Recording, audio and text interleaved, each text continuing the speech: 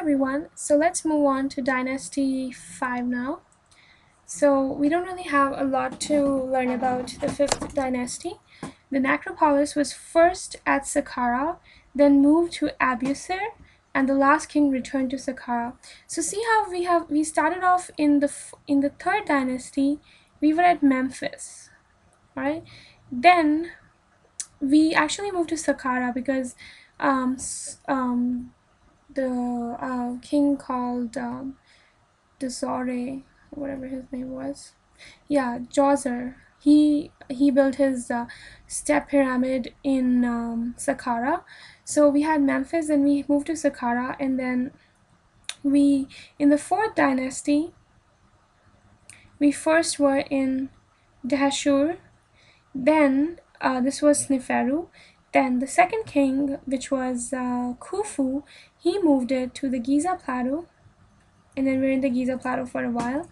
And now in the 5th dynasty, we moved to Saqqara again, right? In the 5th dynasty, we moved to Saqqara, and then we moved to Abusir, a new place.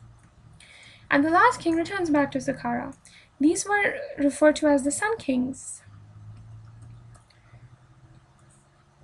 Cult of Ra accorded great importance.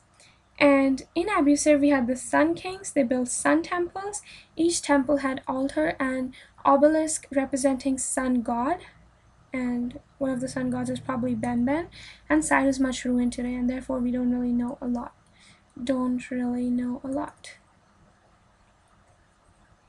Okay, so important points are Sun Kings, Abusir, and site much ruined today, I would say. So that is about Dynasty 5. Now I think since we have time in this video, let's try and fill out our table a little bit. So we filled this already. Capital. So Old Kingdom, the capital is still Memphis, but we're shifting our royal necropolises from one place to the other. So I think that's about it then. I guess we have it filled out already. Alright, let's move on then.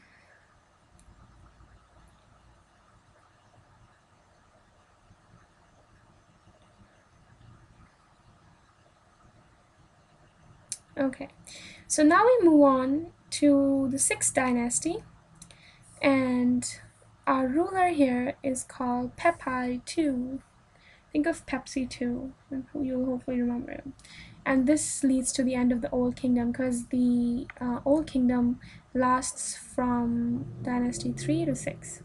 So his reign marked a sharp decline of the Old Kingdom, which tells us he was not a good ruler. As the power of nomarchs, which were the provincial governors, grew, the power of the pharaoh declined. With no dominant central power, local nobles began raiding each other's territories, and the Old Kingdom came to an end within mere decades after the close of Pepi II's reign.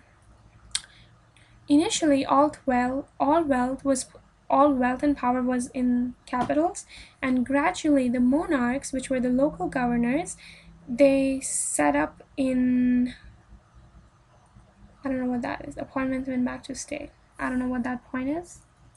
Later, nomarchs passed lands to descendants, more wealth outside of capital, weakening of central authority, increasingly difficult to put down Nubian rebellions. Longevity of Pepi II resulted in corrupt administration. Bad luck.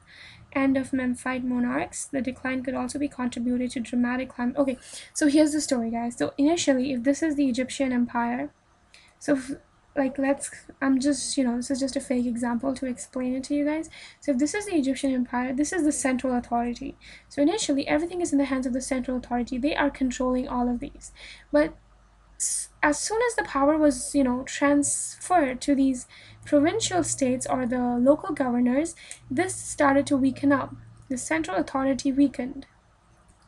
And if the central authority weakens, obviously, there's nobody to control these provincial or these nomarchs. So they started, fighting with each other. So that causes a decline because there's a lot of fighting happening now, right?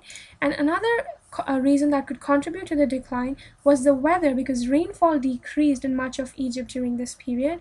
Reduction in resources and numbers of desert nomads, reduction in seasonal pastoral movements into the deserts.